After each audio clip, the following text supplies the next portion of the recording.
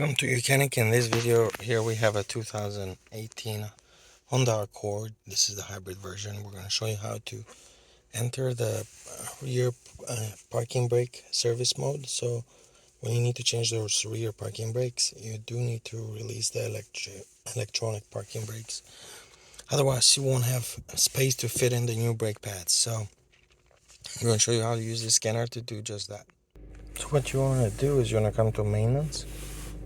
And then you want to scroll down to EPB, electronic parking brakes. And then down here, select Honda. You can do Smart VIN or manually select the vehicle. Smart VIN usually works, but if it doesn't, you can manually select Honda Accord. Select Japan in this case, press OK.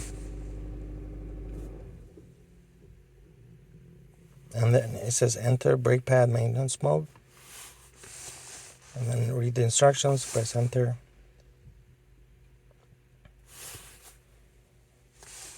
Press enter again.